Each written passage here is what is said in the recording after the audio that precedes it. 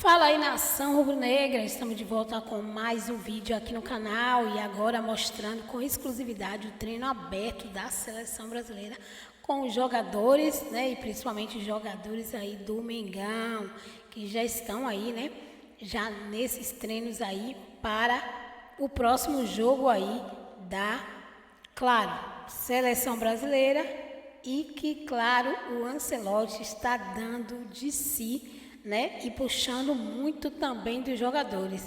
Tá tendo treino pesado. Esse treino aberto, né? É para que a imprensa, né, possa aí ver como é que está sendo o trabalho de Ancelotti. Depois depois de algumas horas, ele vai fechar o treino para aí dar as instruções, o que realmente vai acontecer em campo, que será surpresa para todos nós, né, que a gente vai querer ver isso no campo, que dá mais uma sensação melhor, né? E aí, nessa eliminatórias aí para a Copa de 2026, os jogadores têm falado muito bem de Ancelotti, né? Disse que ele é um técnico muito dedicado e experiente, a gente já sabe que ele é, né? Mas diz que ele cuida muito ali do grupo e também dos jogadores individualmente, né? Então, a partir de agora, a gente vai saber mais um pouco sobre isso. Tem entrevista exclusiva dos jogadores aí.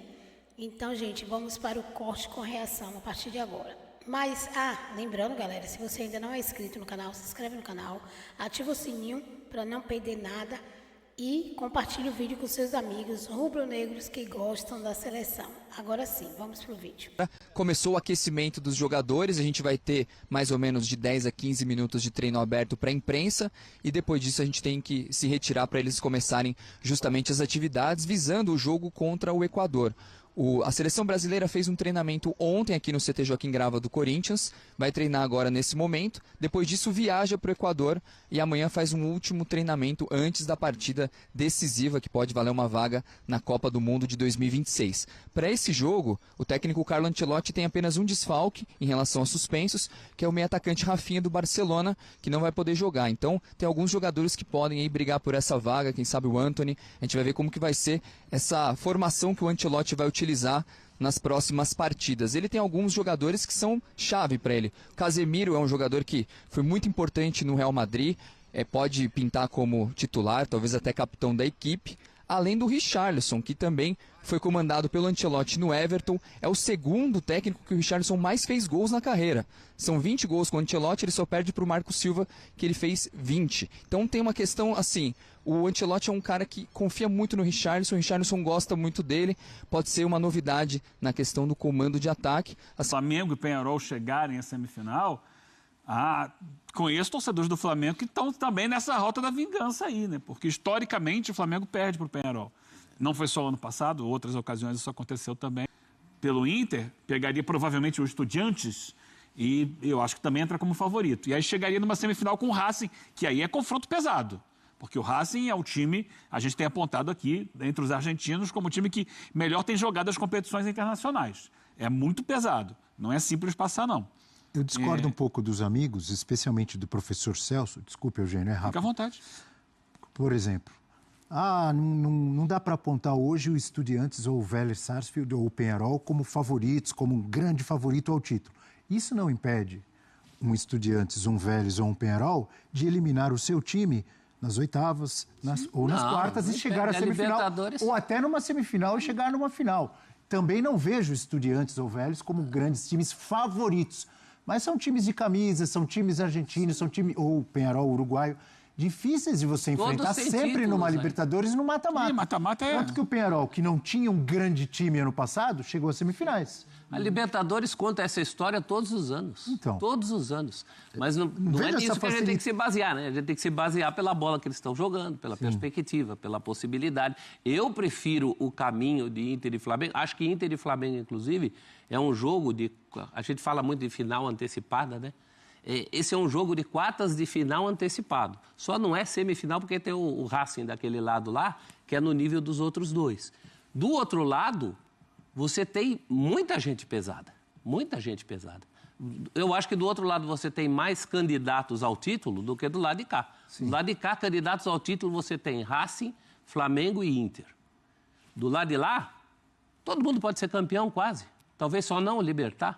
Desculpe, professor. Quem levanta a mão não é Universitário? Não é Abel Neto. É a seleção brasileira que levanta a mão. Valor mais alto se levanta. Já começou a falar o zagueiro Alexandro? Do Lille, já está sentado ao lado do Fábio Seixas, né? Vamos lá, são 15 minutos, começando a que é o diretor de comunicação da CBF. Vamos acompanhar. Alexandre, bom dia. Pedro, que é da Rádio Craque Neto. Sua primeira convocação, né? E uma temporada muito positiva no campeonato francês. Mas hoje em dia os jogadores saem muito cedo do futebol brasileiro para ir jogar no futebol europeu. Queria que você se apresentasse para o torcedor brasileiro, primeira vez na seleção, comentasse um pouco das suas características, estilo de jogo e a expectativa de vestir a camisa pentacampeã mundial. Obrigado. Bom, meu nome é Alexandro Ribeiro, como vocês sabem. Sou do Rio de Janeiro, Duque de Caxias. Nasci na comunidade do DIC 2. Tive um percurso bem pequeno aqui no Brasil. Meu primeiro clube foi o Bom Sucesso. Joguei no Flamengo 2 anos. Depois eu vou para a Europa, né? Mas antes disso tudo eu saio do Flamengo. Passo 1 ano e meio sem clube aqui, fazendo avaliações e testes, como muitos aqui sabem. Não consigo, nenhum clube aqui no Brasil quer ficar comigo, ninguém. Eu vou para a Europa, chego lá na 3ª divisão, jogo 3 anos na 3ª divisão, vou para a 2ª divisão, subo para a 1ª divisão de Portugal e depois vou para o Lille e estou lá já faz 3 anos. Um percurso de muitas vitórias, muitos aprendizados, muito difíceis também. Mas, como eu falei, cresci muito em cima disso e se eu não tivesse passado por nada disso, eu não chegaria aqui na seleção. Primeira vez aqui, estou muito feliz, porque tudo que eu passei, tudo que eu abdiquei, né, sair do Brasil tão novo, deixar minha família, mas tudo valeu a pena e hoje estou aqui na seleção e estou muito feliz. Alexandre, bom dia, tudo bem? Eduardo Semblano, canal Free Clear. Primeiro, parabéns pela trajetória, você acabou de contar aí, é a realidade do futebol brasileiro. Parabéns pela convocação. E eu queria te perguntar se, logo que seu nome foi sondado, o Carlo Ancelotti assumiu a seleção brasileira, estava para assumir, seu nome sempre era sondado porque existia, talvez, o interesse do Real Madrid. Isso foi, assim que ele assume, você sabe disso, você teve acesso a esse interesse, ou era uma coisa só de especulação? E queria saber sobre isso, você sabia que o Ancelotti já queria você, se animou quando ele assumiu a seleção brasileira de ter uma chance aqui? Boa tarde, bom dia, boa sorte. Bom dia. Bom, já vinha fazendo um campeonato muito sólido, né, na França, na Champions League também, e é normal que chegue no final da temporada, vem muitos clubes, né, procurar, ainda mais agora que estou aqui na seleção. Vi algumas coisas na internet sobre Real Madrid ou algo do tipo, mas em relação a algo concreto eu não tenho acesso a isso. A minha empresa não me contou nada. Alexandro, Rodrigo do canal Vamos, bem-vindo à seleção brasileira. Você, quando chega aqui na seleção, chega num período que é de mudança. Então a seleção brasileira agora começa um novo ciclo com o Ancelotti. E eu queria que você falasse como que foi ter assistido a convocação, esperar seu nome ali. Você já tinha frequentado algumas pré-listas, né? Já tinha sido até divulgado, mas obviamente existia uma expectativa. Eu queria saber como foi esse seu dia, sua primeira convocação para a seleção. Bom dia. Foi um momento muito especial, porque todo ano, como eu já falei isso uma vez, todo ano tem convocação, todo ano, pronto, agora com nova mudança, né, treinador e jogadores, já é a segunda pré-lista que eu tô dentro, e essa eu estava muito mais, né, pensando que eu seria convocado, então reuni toda a minha família, meus amigos. Normalmente a gente para assistir as pessoas, né, os jogadores, grandes jogadores que jogam pela Europa e pelo Brasil, e dessa vez foi mais especial porque eu estava dentro dela, e ter minha família dentro da minha casa, meus amigos. Eu fiz um churrasco e nos divertimos bastante, e um momento de tensão dentro da minha sala antes de ouvir o Ancelotti falando Alexandro Ribeiro, Lille. E quando ouvimos isso foi mágico, foi um momento que jamais vou esquecer. Bom dia! Kiyomi Nakamura, TBS do Japão. até agora passou ainda só pouco tempo, né? Mas em que momento você sentiu e ainda sente realmente eu estou na seleção, estou vivendo como jogador da seleção? Qual momento já teve? O momento foi quando eu cheguei aqui, porque mesmo no outro dia, depois da convocação que eu já tinha sido selecionado pelo Ancelotti, eu ainda não acreditava. Mas quando eu pisei aqui, encontrei todos os jogadores, todo o staff, todo o pessoal que trabalha dentro dessa grande seleção. Foi aí que eu me dei conta que, caramba, eu tô na seleção.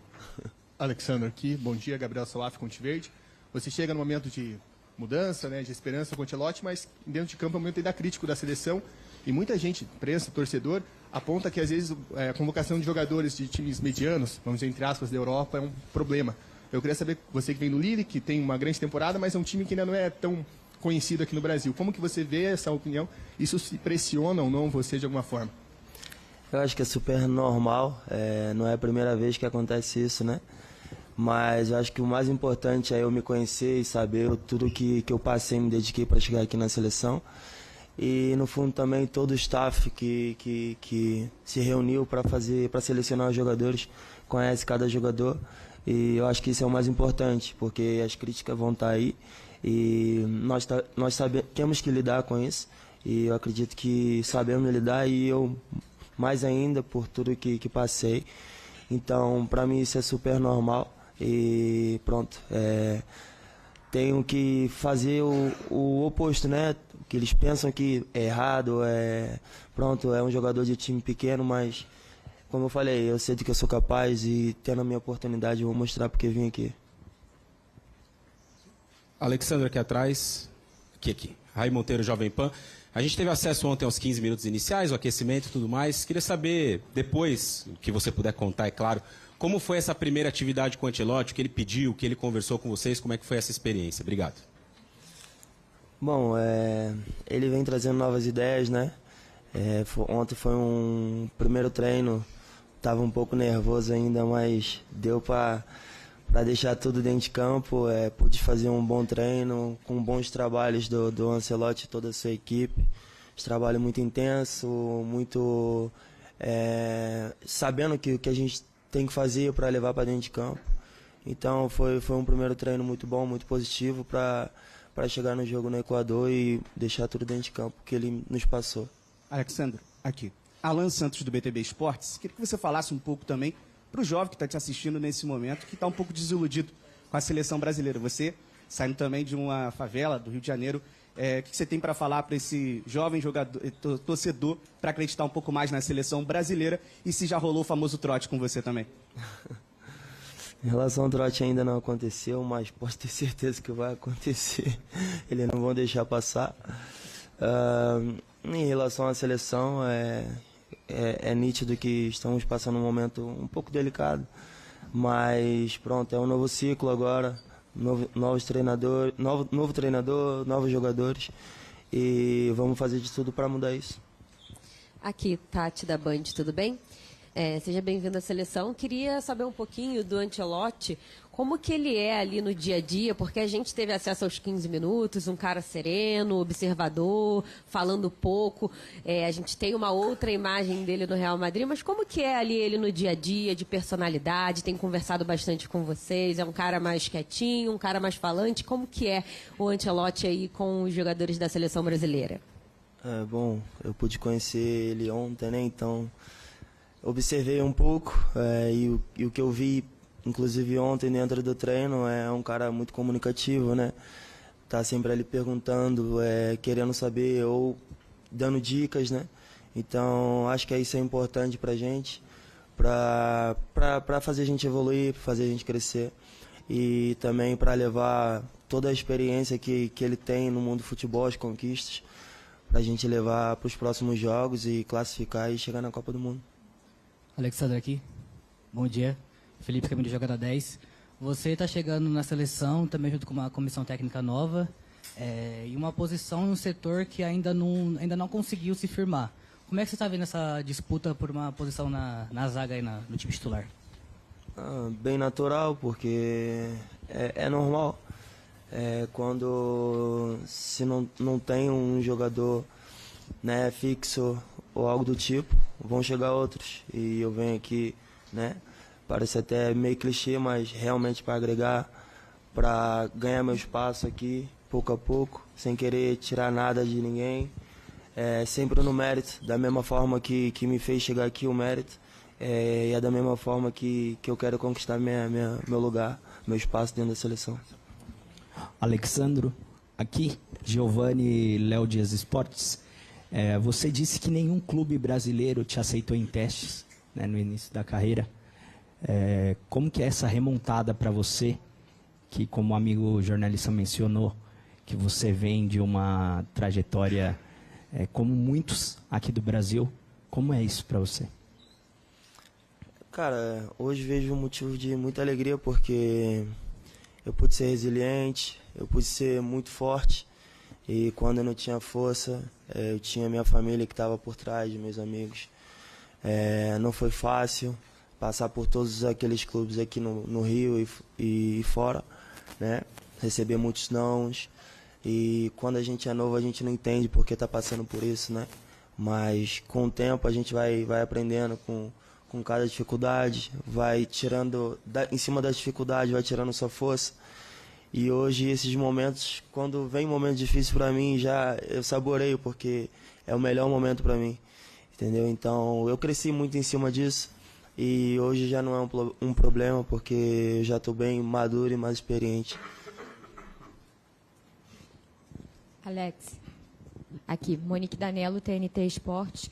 Ainda sobre o tema da zaga, no ciclo anterior, antes da Copa de 2022, a zaga talvez fosse uma das posições onde a gente tivesse mais certeza dos jogadores que estariam na Copa, porque era uma posição já com nomes consolidados. E até acho que a gente começou esse ciclo ainda caminhando para esse sentido, mas alguns dos principais jogadores do Brasil sofreram com lesões. Enfim, esses espaços foram surgindo, né? Hoje a gente tem aqui convocados jogadores que podem fazer a função dos dois lados da zaga. E eu queria que você falasse um pouco mais sobre essa disputa e como você acredita que suas características podem te ajudar a sair na frente para disputar uma vaga como titular para esse primeiro jogo contra o Equador. O Gabriel Magalhães não está aqui, está machucado, o Militão não está aqui, está machucado. Acho que talvez esse seja o momento que a oportunidade esteja mais à disposição ali. Como você acredita que você pode ganhar essa vaga de titular para esse primeiro jogo? Eu acredito porque eu vou me dedicar para isso, né? Como me dediquei para chegar até aqui, tenho que mostrar nos treinamentos, tenho que convencer todo o staff, né? Da forma positiva, mostrando o meu trabalho, mostrando a pessoa que eu sou também, fora de campo. Eu acho que é basicamente isso, o trabalho, o mérito que vai me fazer ganhar o meu espaço. Últimas duas. Bom dia, Alexandro. Pedro do Vai Ter Copa. Tá aí, portanto, acompanhamos uma boa parte, né? Zagueiro do lado esquerdo. Zagueiro tem muito isso, né?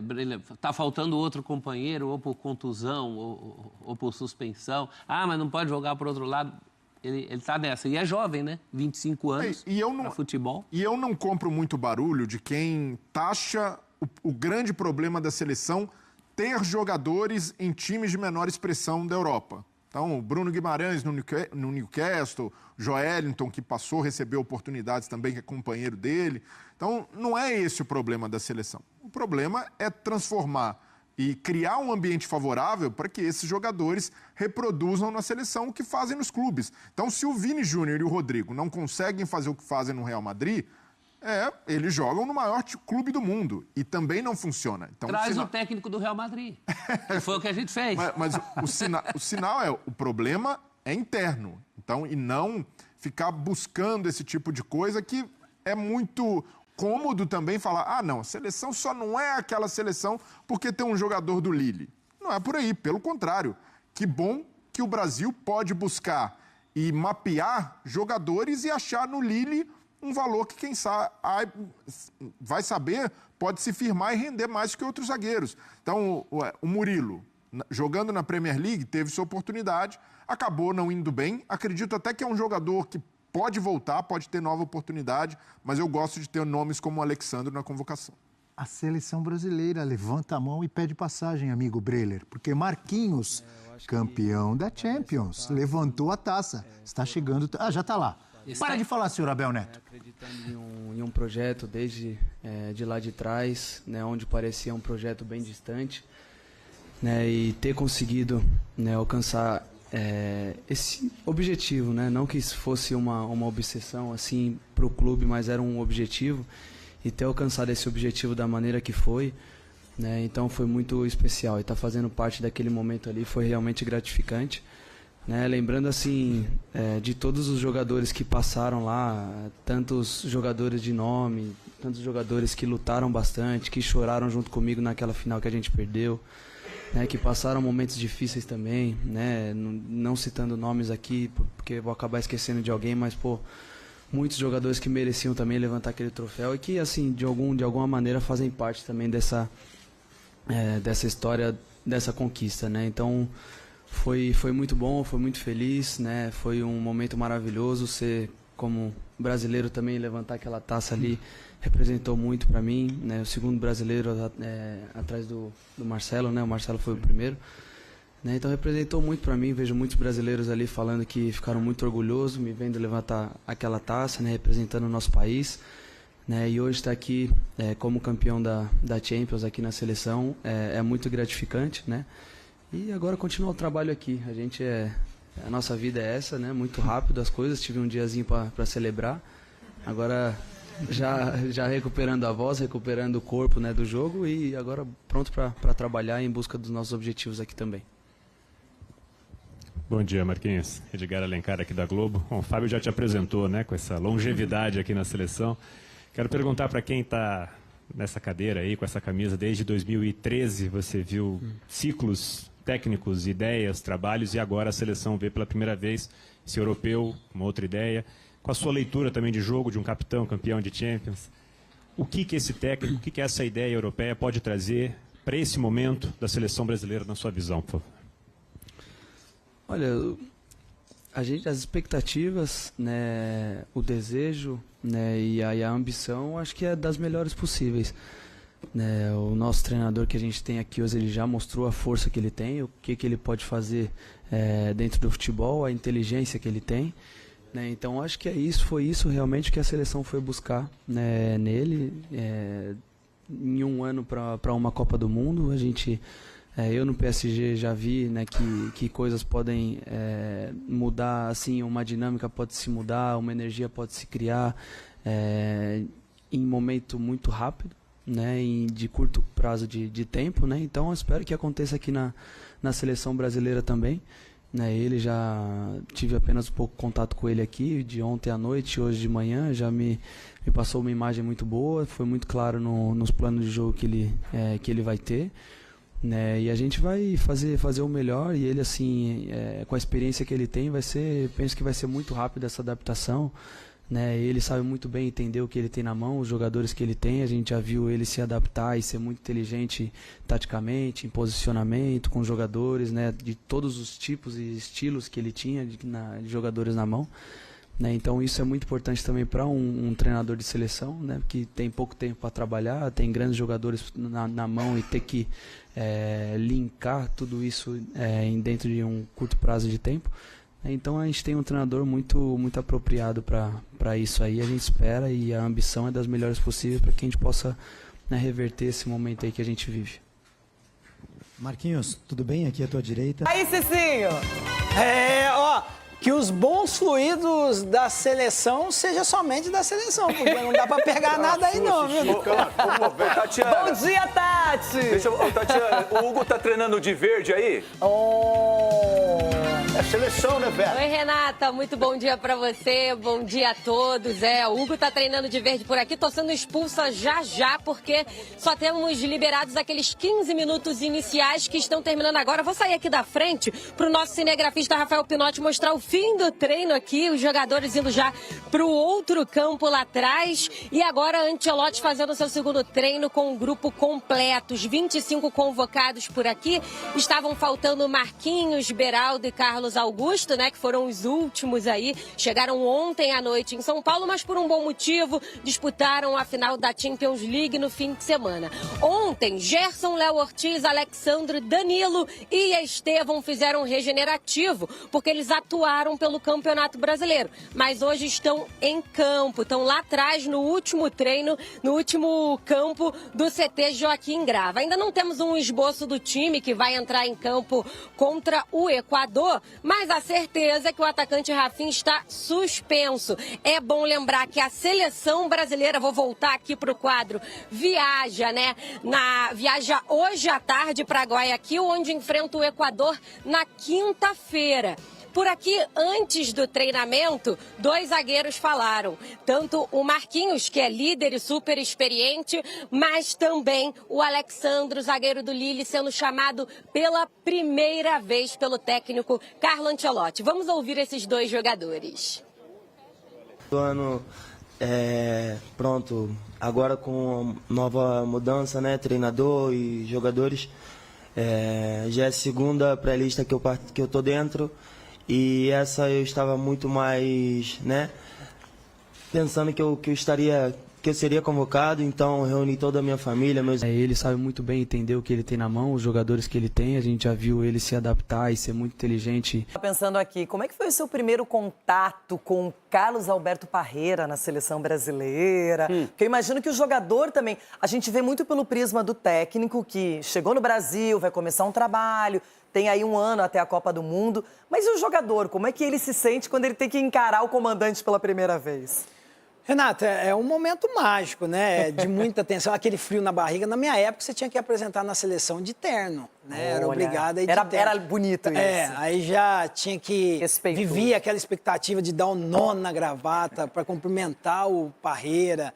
E, assim, é um momento na qual o jogador sempre sonha, né? Ele almeja chegar na seleção brasileira e quando você está ali, é simplesmente curtir o momento. Curtir o momento porque o trabalho, a gente tem como reconhecido a partir do momento que a gente está na seleção brasileira. Então, é o topo na carreira do atleta. Eu li uma entrevista na conversa ali entre os atletas, né, e ele se apresentando, e ele perguntando, vocês estão entendendo? Daqui a pouco, no final da data FIFA, eu vou estar falando melhor português. Então, isso mostra uma conexão muito grande com o Ancelotti, com a seleção brasileira e com esses atletas também. Então, eu entendo que está fazendo um bom trabalho. É claro que é um início, mas a expectativa é muito alta para que esse casamento Ancelotti-seleção brasileira possa dar muito certo. Ronaldo, quantos e quantos anos passamos aqui no programa discutindo se o Brasil deveria ou não ter um técnico estrangeiro, se era justo ou injusto, a melhor alternativa ou não. Agora, isso foi confirmado. Carlo Ancelotti, que muitas vezes parecia um sonho, virou realidade. E ele chega ao Brasil com essa vontade, com empenho, querendo falar o português, querendo rapidamente entender essa situação. Eu gosto disso. Eu gosto disso também, Renata, mas eu fui contra, lembra? Eu fui contra um técnico estrangeiro, porque a gente tinha muita gente boa aqui trabalhando, mas agora vendo a chegada do Ancelotti, a gente tem que dar a mão à palmatória, porque já mudou, até o torcedor mudou. Tudo mudou em volta da seleção brasileira. O presidente também está indo, viajando, está acompanhando, isso é bom demais. O Pedrinho também, agora que é o chefe da delegação, todo mundo ali falando a mesma língua. E isso é legal até o jogador, falar, opa, mudou mesmo. Porque você vê agora o próprio menino Marquinhos, campeão de tudo aí agora, dando entrevista, com outro pensamento, Casemiro voltando, que era uma coisa que eu não esperava, só coisa boa acontecendo. Então, o Cicinho já sabia. O Cicinho já sabia, foi o primeiro a cantar a bola aqui. Bem antes do Ancelotti. Mas assim, a gente mudou o patamar da seleção brasileira, isso que é legal, e o torcedor acho que vai gostar do que vai ver.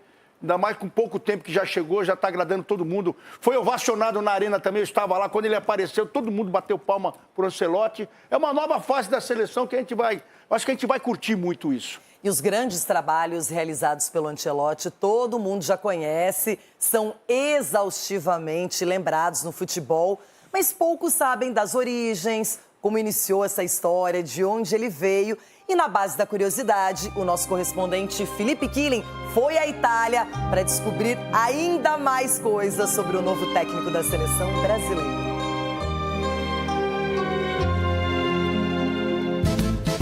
Antes de ser mister, ele foi Carleto, o filho do fazendeiro. O menino que jogava bola no quintal e ouvia histórias de futebol pelo rádio. Veio de uma cidade de pouco mais de 9 mil habitantes da Emilia-Romanha, norte da Itália. Sicuramente Carlo è rimasto uno di noi, come diciamo spesso, quindi quando arrivi in paese, atteggiamento proprio da persona di paese, quindi semplice, si parla sempre in generale, come stanno gli amici, come stanno le famiglie, non si parla quasi mai di calcio, ecco, non si parla di lavoro, perché il calcio per lui è il suo lavoro.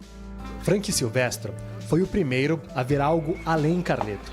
Foi o treinador dele na União Esportiva Reggiolo. Hoje é o zelador do estádio e cuida do campo onde a história começou. Io l'ho visto all'oratorio e quindi assieme ad altri ragazzi e in quel momento lì siamo riusciti a portarlo qui da noi in società. Il ragazzo aveva già quel qualcosa in più degli altri. As primeiras formações táticas. Foi no campo do centro de treinamento do Reggiana que começou a ser formado o técnico Carlo Ancelotti. Il rapporto che ha con i giocatori Carlo e anche con la stampa sicuramente risente da questo ambiente nostrano che ha acquisito a Reggiolo. Antes de conquistar a Europa, Ancelotti conquistou o acesso à Série A com o Reggiana, seu primeiro desafio como treinador. Não foi campeão, mas foi líder. A sede acanhada do clube, há fotos na parede que contam a história.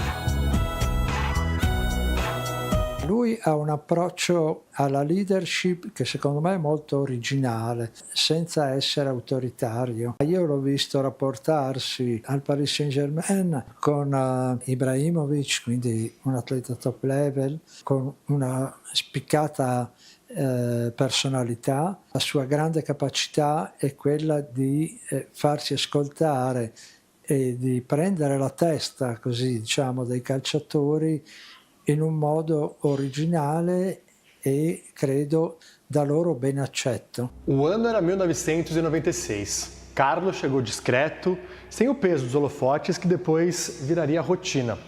Quando se fala em Ancelotti, o Parma é raramente lembrado. Mas foi aqui, no silêncio discreto da Emilia-Romanha, que nasceu a essência de um treinador que revolucionou o papel do técnico moderno. Naquele momento, o Parma vivia o início de um sonho. Alimentado pelos investimentos do conglomerado Parmalat, o clube era uma usina de talentos. Gianluigi Buffon, Fábio Cannavaro, Filippo Inzaghi, Dino Baggio, Hernan Crespo formavam a espinha dorsal de um time que ainda tentava se encontrar entre a tradição e a ambição. E foi nesse cenário que Ancelotti, ainda um novato, teve seu primeiro grande teste na elite do futebol. O que se viu em Parma foram os primeiros esboços do Ancelotti que encantaria o mundo no Milan, Chelsea, PSG, Bayern de Munique e Real Madrid. O homem que ganhou tudo na Europa agora aceita o maior dos desafios: vestir o verde e amarelo com o objetivo de fazer o Brasil conquistar uma Copa do Mundo após um jejum de 24 anos. Capacidade ele tem, já demonstrou em diversos clubes aí pelo mundo e agora com esse desafio da seleção brasileira. Mas eu concordo, Cicinho, com o que o Ronaldo disse. O ânimo do torcedor, a expectativa já mudou. E olha que ele nem estreou ainda diante do Equador. E a grandeza dele, Renata, faz com que a gente, isso que o Ronaldo falou, mude exatamente esse pensamento. Eu, na chegada dele, achava o quê? Vai ter dificuldade até adaptar. A seleção brasileira, eu acho que é um período muito curto até a Copa do Mundo, mas a gente já vendo o Ancelotti, o nome Ancelotti, a gente já almeja título na Copa do Mundo, não simplesmente participar de uma Copa do Mundo. E a grandeza dele traz isso, traz esse ânimo para o torcedor. Então a nossa esperança não é de participar de mais uma Copa do Mundo com o Ancelotti e com a equipe que ele está convocando, mas é de ganhar a Copa do Mundo, que é o que o Brasil merece e que todos nós brasileiros estamos esperando. É isso aí, nação rubro-negra. A seleção vem com tudo, Ancelotti também vem com tudo. E, como vocês viram, o treino foi uma maravilha e os jogadores já estão preparados para esse desafio. E Ancelotti também. E agora resta a gente só torcer, porque no dia do jogo vai ser muita emoção. E o interessante de tudo nesse vídeo, né, gente, ver a origem de Ancelotti, onde ele começou de baixo e o que ele se tornou hoje, né? Então isso dá cada vez mais expectativa para a gente esperar uma vitória gigantesca aí na seleção e quem sabe o título mundial. Se vocês gostaram do vídeo, já se inscreve no canal, ativa o sininho para não perder nada, também deixa o seu like, lembrando galera aí de deixar os créditos aí para a ESPN Brasil e também para o Jogo Aberto na Band. Até o próximo vídeo.